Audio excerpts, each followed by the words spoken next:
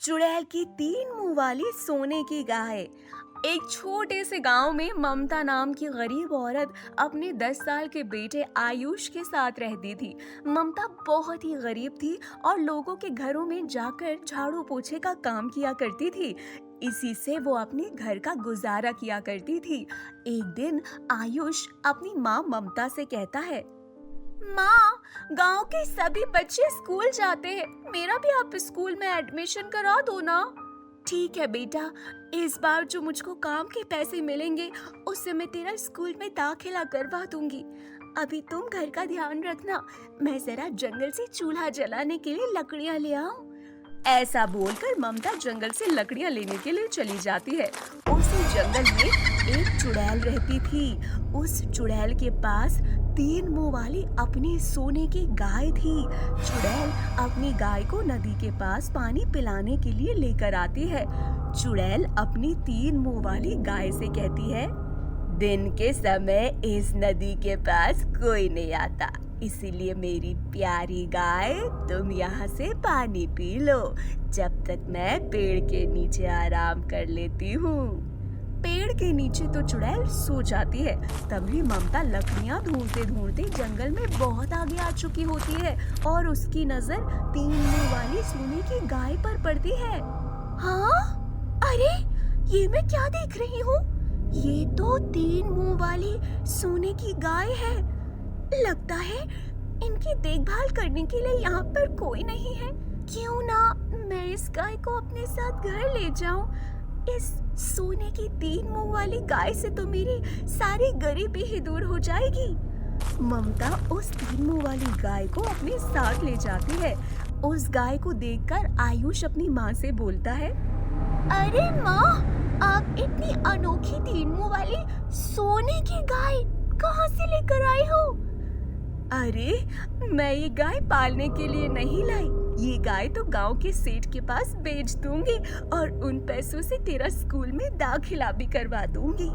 ऐसा बोलकर ममता 3 मुंह वाली सोने की गाय को सेठ के पास ले जाकर सेठ से बोलती है, सेठ, मुझे ये सोने की गाय बेचनी है। अरे बहन, तुम्हारे पास ये सोने की 3 मुंह वाली अनोखी गाय कहाँ से आई? सेठ, तुम्हें आम खाने से मतलब है या गुठलियाँ गिनने से? अरे ठीक है, तुम इतनी गुस्सा क्यों होती हो? मैं इसके बदले तुम्हें पूरे 10,000 रुपए दूंगा। बस 10,000 रुपए? ओहो, अब तुम्हें 10,000 रुपए भी कम लग रहे हैं। एक तो ना जाने किसकी गाय चोरी करके लेकर आई है। अगर अभी मैंने तेरी कंप्लेंट कर दी तो तू सलाखों के पीछे होगी। ममता 10,000 रुपए लेकर वहाँ से चली जाती है। इस तरह शाम हो जाती है और जब शाम को चुड़ैल सोकर उठती है तो अपनी 3 मुंह वाली सोने की गाय को ना पाकर इधर उधर ढूंढने लगती है। अरे मेरी गाय कहाँ गई? न जाने मेरी सोने की गाय चुराकर कौन ले गया? जिसने भी आज मेरी गाय चुराई होगी उसको मैं जिंदा नहीं छोड़ूंगी।